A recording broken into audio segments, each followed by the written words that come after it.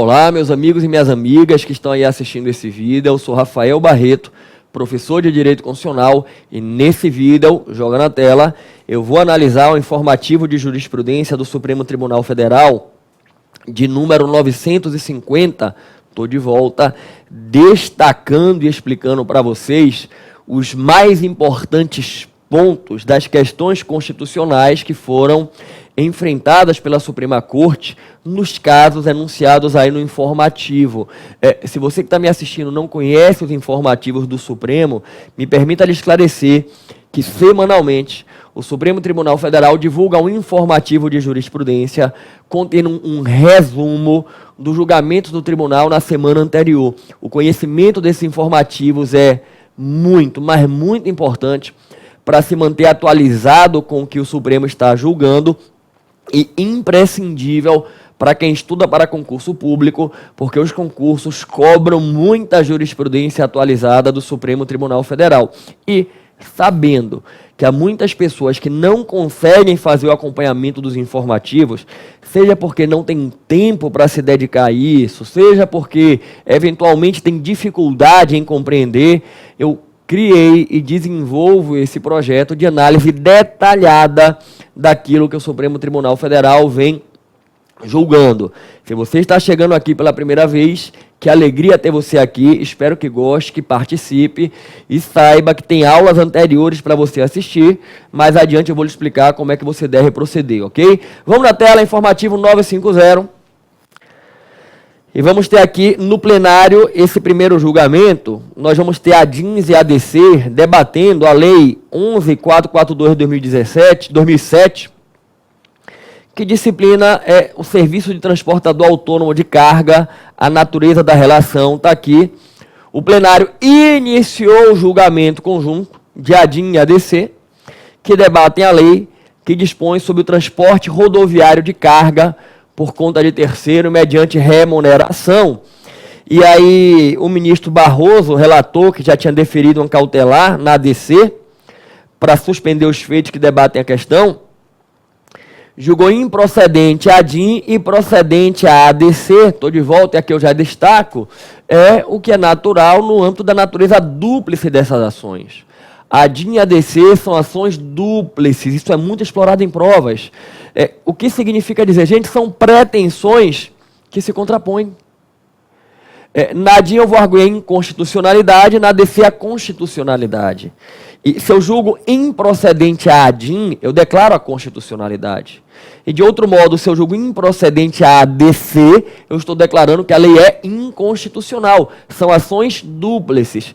E aí, adequadamente, o tribunal traz para julgar em conjunto essas ADIN e ADC. Vamos voltar na tela. E aí o ministro Luiz Roberto Barroso vai destacar que o mercado de transporte de cargas convive com três figuras. A empresa de transporte rodoviário de cargas, a ETC, o transportador autônomo de cargas, TAC, e o motorista empregado.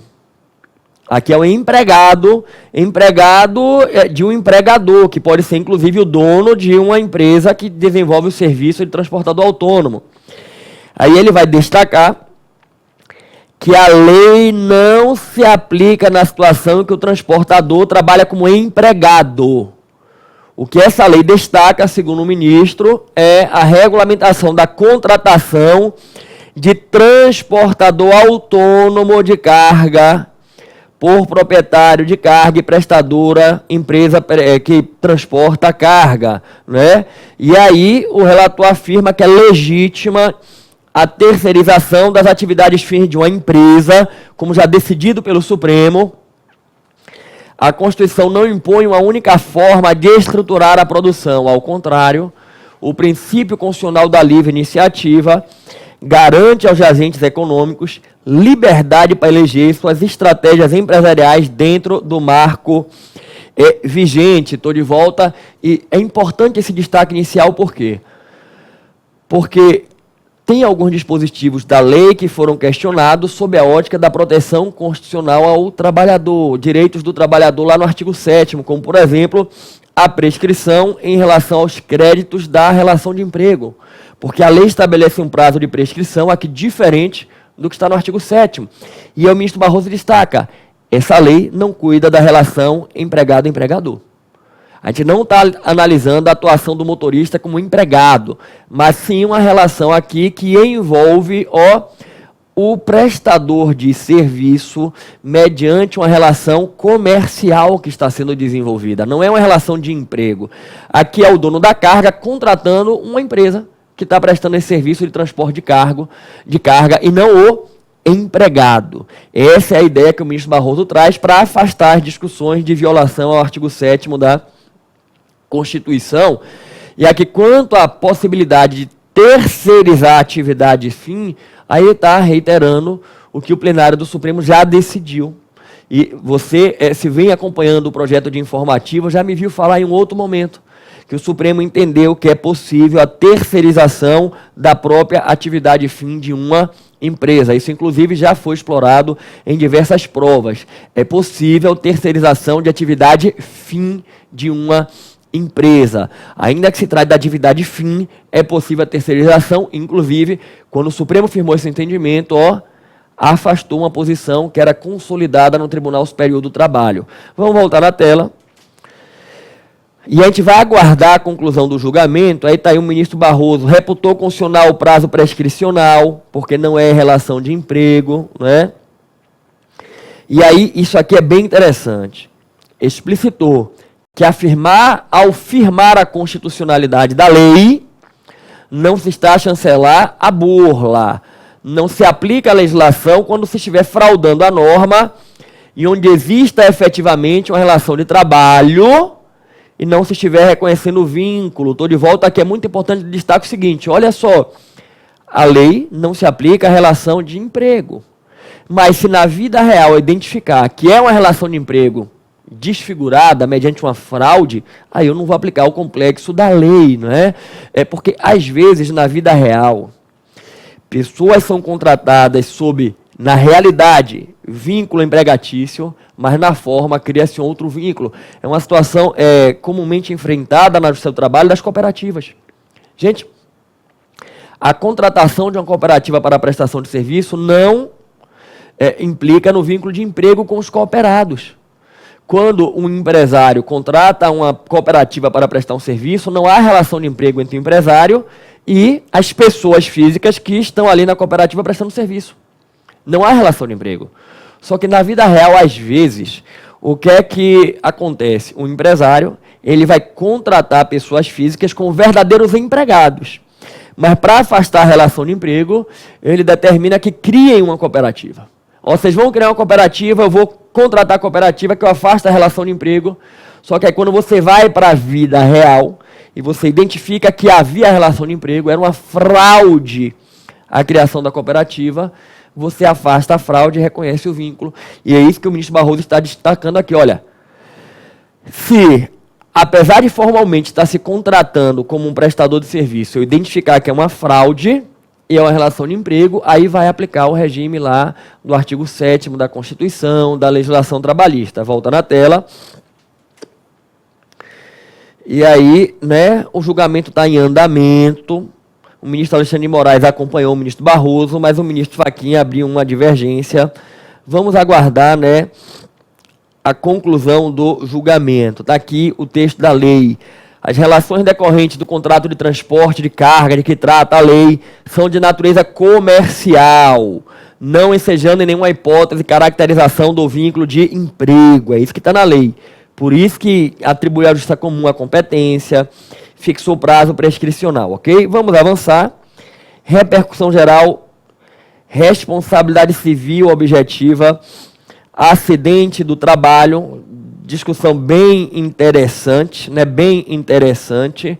O plenário, por maioria, negou provimento a recurso extraordinário interposto contra acórdão que reconheceu o direito do empregado que desenvolve atividade de risco a ser indenizado pelo seu empregador por danos morais e materiais decorrentes do acidente de trabalho. Repare, Se reconheceu o direito do empregado que desenvolve atividade de risco ser indenizado por danos morais e materiais. No caso, o trabalhador contratado por uma empresa de transporte de valores passou a experimentar graves consequências psíquicas com a perda total e permanente de sua capacidade laborativa em decorrência de sua participação em tiroteio verificado em ataque de assaltantes a supermercado, no qual malotes de dinheiro estavam sendo acondicionados em um carro forte. A questão de direito debatida nos autos estaria em saber se a responsabilidade civil seria subjetiva, o que exige demonstração de dolo ou culpa, ou objetiva, quando o dever de indenização independe dessa demonstração. Estou de volta para você compreender. O empregador responde objetivamente por prejuízos causados ao seu empregado. Aqui seriam danos decorrentes de um acidente de trabalho, por assim dizer. No caso de atividade de carro forte. E por que há essa discussão? É porque o Código Civil, ele estabelece que quando há uma atividade de risco, incide a responsabilidade objetiva. E cá entre nós, guarda de carro forte é atividade de risco. Você está ali transportando dinheiro, fortemente armado, a exposição a um assalto, é um carro forte, é muito grande. Então, nos termos do Código Civil, eu acho que não há nenhuma dúvida que se enquadra com uma responsabilidade objetiva. Por que da discussão? Vamos na tela, olha só. Questiona-se a compatibilidade do 927 do Código Civil com o artigo 7º, 28 da Constituição. E aí, para vocês entenderem, vem comigo aqui, o artigo 27º, 28 da Constituição, gente, ele estabelece, joga na tela, ó, são direitos do trabalhador, seguro contra o acidente do trabalho, a cargo do empregador, sem excluir a indenização que o empregador está obrigado, quando incorrer em dolo ou culpa. Estou de volta. O artigo 7º, 28, prevê que o empregador tem a obrigação de fornecer um seguro contra acidente do trabalho, sem prejuízo de indenização por acidente do trabalho, joga na tela, quando incorrer em dolo ou culpa. Repare, a Constituição indica que o empregador tem que, além do seguro contra acidente, pagar a indenização quando houver dolo ou culpa. Responsabilidade subjetiva. Estou de volta. A pergunta é, a lei poderia trazer para o empregador, em questão de acidente do trabalho, responsabilidade objetiva? Eu tenho que dar uma interpretação conforme ao 927, parágrafo único do Código Civil, para excluir, quando se fala lá, atividade de risco, o acidente do trabalho, porque a Constituição expressamente previu aqui que é dolo ou culpa subjetiva, ou a lei amplia a proteção ao trabalhador. E, portanto, não há inconstitucionalidade. Essa era a grande discussão. E o tribunal, aqui por maioria, entendeu pela incidência do dispositivo do Código Civil. Vamos voltar na tela. Aqui é muito interessante esse debate, ó. Haverá obrigação de reparar o dano, independente de culpa, nos casos especificados em lei, quando prevê atividade perigosa, atividade de risco, é o que está aqui no Código Civil, beleza. A Constituição estabeleceu um sistema em que o empregador recolhe um seguro. Havendo acidente de trabalho, a Previdência Social vai pagar o benefício e o salário. Além do seguro que o empregado tem direito, há também a garantia de indenização quando o empregador tem incorrido em dolo ou culpa. Portanto, a Constituição, de uma maneira inequivocamente clara, previu a responsabilidade subjetiva. Só que vamos prosseguir. Entretanto, o caput do artigo 7, ao elencar uma série de direitos, assenta a possibilidade de instituição de outros que visem a melhoria de sua condição social. E aqui, ó, vamos para o caput. Sem o prejuízo de outros direitos que visem a melhoria. Estou de volta para você entender. O artigo 7º não é exaustivo.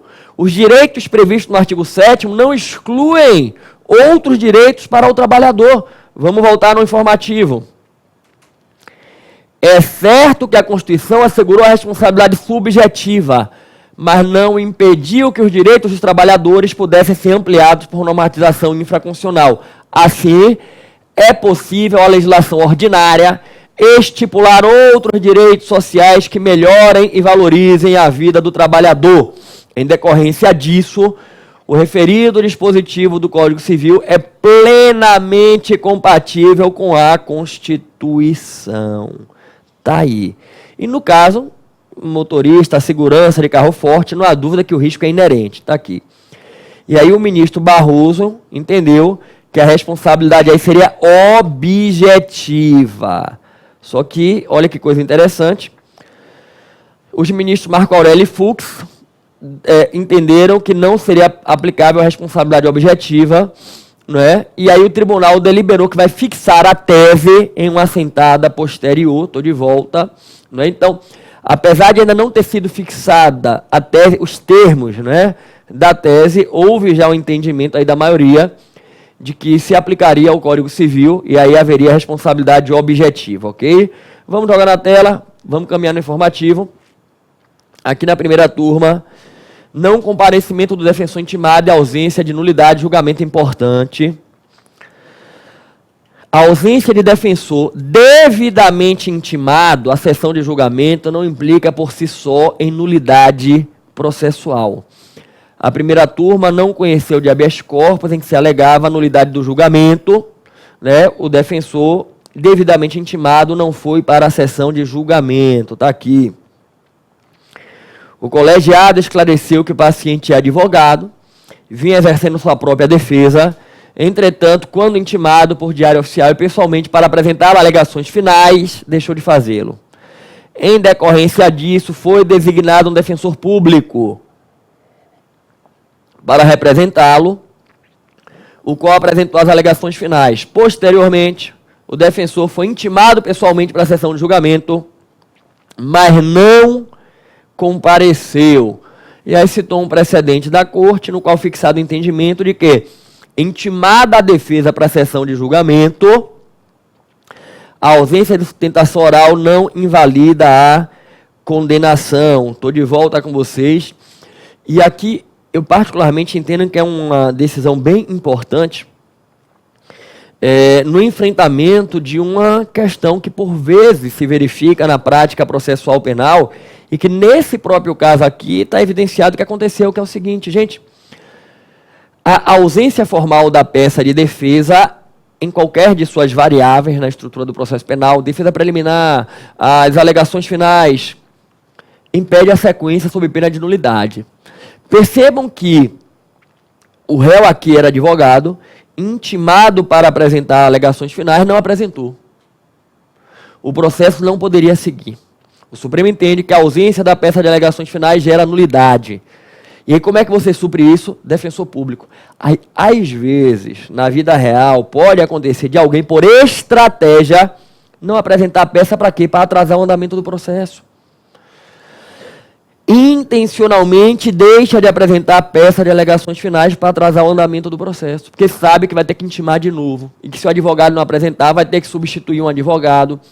Eu, particularmente, entendo que, em se tratando de um caso em que o acusado é advogado, não deveria se promover uma substituição e nomear um defensor, porque se ele próprio é advogado, ele tem a capacidade postulatória, deveria se entender como uma opção de defesa dele não apresentar a peça. No caso em que não é advogado ou réu, você até entende que de repente uma pessoa vai ser prejudicada por uma inércia de um advogado, é preciso apurar isso, não é?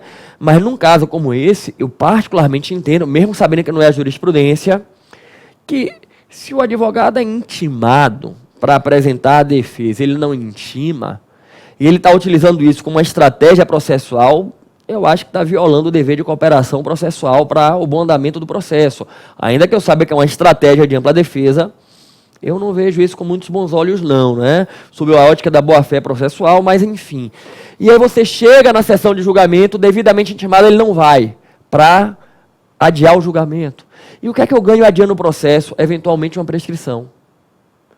Então, eu acho que é uma decisão bem interessante. Devidamente intimado, não foi para a sessão de julgamento, a ausência de defesa oral não gera a nulidade. Vamos na tela, vamos seguir. Pegar o próximo caso aqui. A turma retomou o julgamento, não concluiu, mas eu quero destacar um ponto importante para vocês, que o tribunal já enfrentou. Retomou o julgamento de agravo em que se discute a incidência da Lei Complementar 135/2010, Lei da Ficha Limpa, em relação à eleição de candidato ao cargo de prefeito em 2016. O candidato foi condenado pela prática de abuso de poder e captação ilícita, por sentença transitada em julgado em 2010, que decretou a sua inelegibilidade pelo prazo de 3 anos. Estou de volta para você entender. A Lei das Inelegibilidades, Lei Complementar 64/90, foi alterada em 2010 pela Lei Complementar 135, conhecida como Lei da Ficha Limpa. E a Lei da Ficha Limpa, além de criar novos casos de inelegibilidade, ampliou prazos de inelegibilidade que já existiam. Como no caso aqui, que é a captação ilícita e o abuso de poder econômico, político, que nos termos da lei anterior, tinham um prazo de inelegibilidade muito exíguo, de 3 anos. Muito exíguo por quê? Porque, de uma maneira geral, para outra eleição já tinha expirado a inelegibilidade. E o que vai acontecer aqui, no caso desse processo aqui, é que o candidato tinha sido condenado em 2008. Nos termos da lei anterior, a inelegibilidade perduraria até 2011. Só que vem a Lei da Ficha Limpa e amplia para 8 anos. 2008, se ele vai estar inelegível por 8 anos, até 2016. Para você entender, pela lei, na redação anterior, eram apenas 3 anos de inelegibilidade. Na nova redação, 8. O novo prazo de 8 anos se aplica a quem foi condenado antes da Lei da Ficha Limpa. Quando viu a Lei da Ficha Limpa, ele já estava condenado a 3 anos. Pela nova lei, passou para 8. Se aplica ou isso ofende a coisa julgada? Essa é uma questão da retroatividade, né, da Lei da Ficha Limpa, que foi enfrentada pelo Supremo, e o Supremo entendeu que os novos prazos se aplicariam. Ele afastou a alegação de aplicação retroativa. O Supremo, ele construiu no entendimento de que o regime jurídico das inelegibilidades deve ser apurado quando da candidatura à luz do sistema que está vigente. E não ofenderia a coisa julgada. O que se mudou foi o regime jurídico em torno da matéria. Eu, particularmente, entendo, humildemente, que o Supremo, ele meio que construiu para aplicar a ampliação do prazo. Mas, tecnicamente, eu entendo que a lei não poderia mudar o prazo para questões já decididas, transitadas em julgado. Vamos voltar aqui na tela.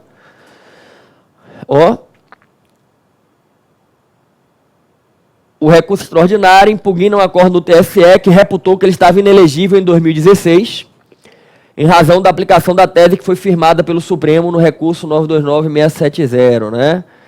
O TSE assentou que ele foi condenado por ter, na qualidade de prefeito, praticado abuso de poder, né, nas eleições de 2008. Então, em tese, pela lei antiga, ele estaria inelegível até 2011.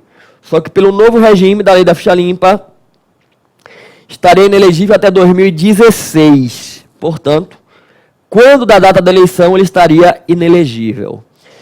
E aí, o ministro Barroso acompanhou a ministra Rosa Weber e considerou que a Lei da Ficha Limpa, ao prever 8 anos para a inelegibilidade, de que quem tivesse tido o mandato cassado por abuso de poder, seria aplicável para as eleições subsequentes. Diz assim: a inelegibilidade não é uma sanção, um requisito estabelecido em lei. Quem não cumprisse o prazo de 8 anos, em razão da aplicabilidade, não preencheria o pressuposto para ser elegível. Não há que se falar em ofensa à coisa julgada. Estou de volta. Né? E a construção é interessante. Inelegibilidade não é uma sanção. Há uma discussão quanto a isso no direito eleitoral. De uma maneira geral, as pessoas que questionam esse argumento dizem o seguinte: pergunta a quem está inelegível se ele não entende que ele foi sancionado, que ele foi punido. A inelegibilidade prêmio não vai ser. Eu, particularmente, ainda que você entenda o fundamento da argumentação, eu penso que inelegibilidade, ela, nesses casos, ela configura assim uma punição. É uma condenação, é uma sanção. É um efeito acessório da condenação que gerou a sanção de inelegibilidade, ou que gerou a inelegibilidade. Inelegibilidade decorrente de uma condenação por abuso de poder, de uma condenação criminal, de uma condenação por compra de voto. É um efeito acessório da condenação. Então tem uma natureza sancionatória. Só que o que o tribunal afirmou à época, e está aqui sendo reafirmado, e eu acredito que vai prevalecer, ainda está em julgamento, mas vai prevalecer, essa aplicação de que se aplica o prazo de 8 anos, é o seguinte, gente, a inelegibilidade, ela é um requisito de candidatura. Se alguém pretende se candidatar, tem que preencher as condições de elegibilidade e não pode estar inelegível. E quando você vai analisar, se pela situação fática você está na hipótese de inelegibilidade, não importa quando isso aconteceu, você está inelegível. Você está inelegível. E aí, para você entender, hoje a inelegibilidade é 8 anos. Se hoje tiver alguém que acaba de cumprir o prazo de 8 anos, que, portanto, está pensando em se candidatar em 2020, e para a eleição de 2020 mudarem a lei, passando a prever 10 anos de inelegibilidade, a pessoa vai ficar inelegível. Por quê? Porque a gente verifica se está elegível ou não no momento do processo eleitoral. Quando do registro de candidatura, quando da disputa eleitoral, e é nesse sentido que o Supremo disse, a ampliação do prazo vai ser verificada quando da candidatura. E quando da candidatura eu tenho que verificar o prazo que estiver em lei. Esse é o entendimento do Supremo. Vamos voltar no informativo. Então a tendência é que vá nesse sentido, né? Ó, próximo caso aqui, previsão legislativa e percepção de verbas remuneratórias. O artigo 39, parágrafo 4º, não é incompatível com o pagamento de terço de férias e 13º salário. A definição sobre a adequação de percepção dessas verbas está no espaço de liberdade e conformação do legislador infraconstitucional. Aqui era uma discussão, ex-vereador, recebimento de indenização por férias não gozadas, acrescidas de terço constitucional e 13º. O ministro Barroso esclareceu que, em sede de repercussão geral, a Corte concluiu pela possibilidade do pagamento de férias e 13º salário a vereadores e parlamentares em geral, desde que a percepção das verbas seja prevista em lei municipal, o que no caso concreto não ocorreu. Estou de volta. Aqui é uma questão que o Supremo vem já enfrentando algumas vezes, inclusive, se eu não estou enganado, 2 ou 3 informativos passados, eu abordei com vocês também um outro julgamento, né? Eu acho que foi no informativo de número 947 ou 948, que é saber se a remuneração por subsídio proíbe o pagamento de toda e qualquer outra parcela remuneratória. E o que é que o Supremo firmou entendimento? Não. O que o subsídio proíbe é a remuneração de atividades que integram as atribuições cotidianas inerentes àquele cargo. Mas aquilo que tiver natureza indenizatória ou aquilo que for extraordinário às atribuições do cargo, podem ser pagos. E aí o Supremo já pacificou que é possível instituir férias, 13º para prefeito, vereador. Agora, presta atenção. Só será devido o pagamento se tiver previsão na lei local. Perfeito? Por isso que o Supremo está aqui dizendo, joga na tela, isso já vem aparecendo nas provas, que o subsídio, 39/4, não é incompatível com o pagamento de terço de férias e de 13º salário. Vamos caminhar. Aqui o tribunal retomou julgamento, uma discussão se quem seria competente, em que se discute a justiça competente como o trabalhista para julgar uma ação trabalhista em que a servidora municipal pleiteia o pagamento de verbas rescisórias. O município recorrente sustenta a competência da justiça comum para o exame da causa e aponta a ocorrência de desrespeito ao que decidido na ADIM 3395, né? E aqui o ministro Rosa Weber, o ministro Marco Aurélio, trazendo entendimento É aqui, ó. A interessada pretende, na demanda trabalhista, o pagamento de verbas de natureza seletista. Considerou que a competência é definida conforme a ação proposta. Se a causa de pedir é de natureza seletista, pretende-se parcela trabalhista, as análises do tema cabe à Justiça do Trabalho e não à Justiça Comum. O ministro Alexandre de Moraes, em voto vista, diverge do relator, determina a cassação de todos os atos decisórios proferidos na Justiça do Trabalho. Segundo o ministro, a competência para julgamento da matéria pertence à Justiça Comum em razão da existência de lei do município recorrente que disciplina o vínculo entre a administração pública e os servidores, permite concluir, independentemente da regularidade do concurso, pelo caráter estatutário da relação firmada entre as partes envolvidas. E é o ministro Barroso, acompanha a divergência, está suspenso, estou de volta. Entrando aqui na questão para vocês, é um tema já enfrentado, pacificado no Supremo, mas que vira e volta aparece de novo, que passa pela decisão do Supremo na DIN 3395 e envolve o 114, inciso 1 da Constituição Federal, que estabelece, né, a competência da Justiça do Trabalho para julgar ações oriundas da relação de trabalho, inclusive envolvendo os entes públicos. Vamos na Constituição, artigo 114, inciso 1. Compete à Justiça do Trabalho processar e julgar ações oriundas da relação de trabalho, abrangindo os entes de direito público externo e a administração pública direta e indireta da União, Estado, DF, município. Redação aí que vem com a emenda constitucional 45, estou de volta. E o que é que se debateu na DIN 3395 e o Supremo firmou interpretação? Que apesar de estar escrito aí que são as ações oriundas da relação de trabalho, a competência da Justiça do Trabalho só é firmada quando envolver relação de emprego. Quando envolver agente público, que é empregado público, regido pela CLT. Não cabe à Justiça do Trabalho julgar contratação de agente público com base em regime estatutário. Seja o Estatuto Geral do Servidor, seja um regime específico que tenha sido criado para aquela situação. Um REDA, por exemplo, um regime especial de direito administrativo. A JT só vai julgar se for um empregado público. E isso o Supremo pacificou o entendimento. Mas para você entender o porquê dos conflitos. Quando você chega na vida real, vem o poder público, o município vem e contrata, e vamos pegar aqui no caso, volta no informativo, por favor. Aqui, o município editou a lei 1299 de 2004, disciplinando o vínculo da administração com servidores que estava contratando. Estou de volta. É uma contratação com base nessa lei, é um vínculo administrativo. Não há dúvida que a contratação está sendo feita com base em um vínculo administrativo. Não é competência da Justiça do Trabalho. Só que aí o servidor, quando sai, entra na Justiça do Trabalho alegando o seguinte: me contrataram como servidor administrativo, mas isso foi uma fraude para não pagar os meus direitos trabalhistas. Eu, em verdade, era um empregado público. Repare, eu vou alegar que o vínculo administrativo era fraudulento, que em verdade era um vínculo de emprego. E se é um vínculo de emprego, é competência da Justiça do Trabalho, incidem as verbas trabalhistas.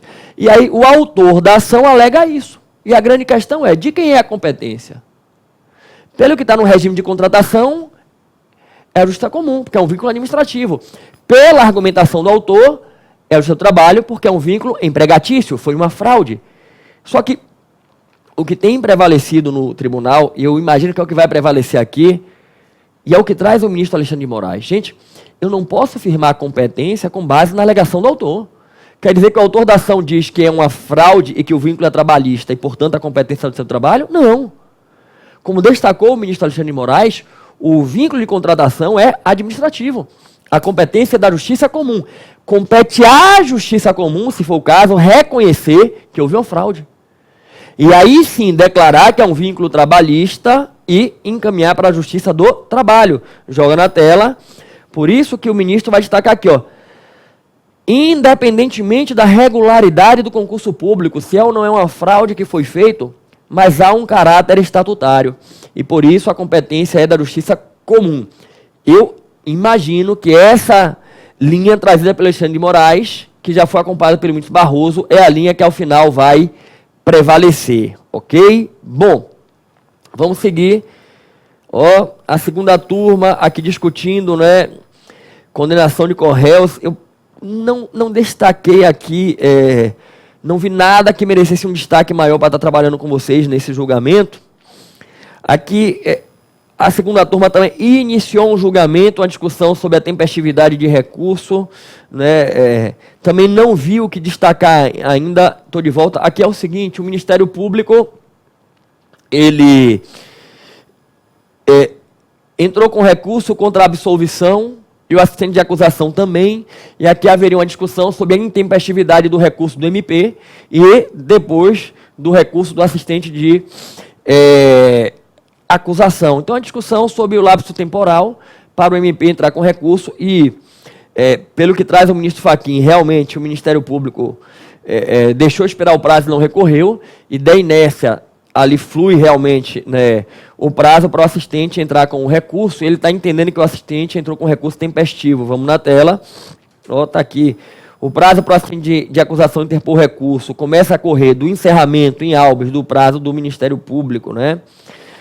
Aqui nesse julgado eu também não destaquei. Estou de volta com vocês. E aí acabou o informativo. Bom, gente, informativo 950... eram essas as considerações, né? A gente vê aqui algumas coisas importantes. O tribunal está debatendo a questão lá do transportador autônomo de carga. A gente vê um julgado muito importante que vai aparecer muito em prova sobre a responsabilidade civil objetiva do empregador no caso de acidente do trabalho, quando envolver atividade de risco. Apesar de a Constituição indicar que a responsabilidade subjetiva, quando é uma atividade de risco, incide o Código Civil, e caracteriza a responsabilidade objetiva, porque você pode ampliar a proteção ao trabalhador. O artigo 7º não é exaustivo. A gente destacou também o entendimento do Supremo de que os novos prazos de inelegibilidade, lei da ficha limpa, se aplicam às eleições posteriores à lei, como se eu estivesse dando uma eficácia retroativa. A gente viu que o pagamento de subsídio não é incompatível com o pagamento de outras verbas remuneratórias, como 13º salário e férias. O que não se pode é pagar algo que já é inerente às atribuições do cargo. E 13º, férias podem ser pagos a prefeito, vereador, desde que instituídos em lei local, ok? Bom, antes de eu encerrar esse nosso debate sobre o 950, eu queria pedir a todo mundo que está aqui me assistindo, que não está inscrito no canal, que se inscrevesse e ativasse o sininho para receber notificações de tudo que eu trago aqui no meu canal, não apenas os informativos do Supremo, como outros conteúdos também. Queria pedir a todos vocês que estão aqui assistindo que compartilhassem esse vídeo, esse projeto com outras pessoas que vocês conhecem que estão estudando, para que elas pudessem ter acesso a esse projeto e, de repente, ampliar o conhecimento do direito constitucional. Gente, eu criei esse projeto em 2007, fui pioneiro no Brasil. Não existia nem curso online, internet, nada disso. E esse projeto ajudou muita gente a evoluir nos estudos de direito constitucional, a conseguir aprovação em concurso público. Eu parei por um período e, recentemente, eu retomei. E da mesma forma como lá atrás eu conseguia ajudar muita gente, eu quero ajudar cada vez mais. E eu preciso que você me ajude a ajudar. Basta que você partilhe o projeto. E aí, para você que chegou agora, você tem todas as aulas de 2019, que antecedem ao 950, e tem a retrospectiva de 2018 e a de 2017 para assistir. Como é que você vai fazer? Joga meu site aqui na tela, por favor. Vocês vão lá no meu site, no rafaelbarreto.com.br. Lá no meu site vocês vão clicar informativos do STF e vocês vão encontrar retrospectiva de 2017, retrospectiva de 2018 e uma aula para cada informativo de 2019, ok? E eu queria convidar todos vocês para já colocar na agenda, semana que vem, a gente bater um papo sobre o informativo 951, ok? Queridos, muito obrigado por dedicarem um tempo de vocês para estarem aqui, me assistindo, falando direito constitucional. Que Deus abençoe cada um de vocês, que vocês tomem posse da graça de Deus, não deixem a graça passar. Valeu!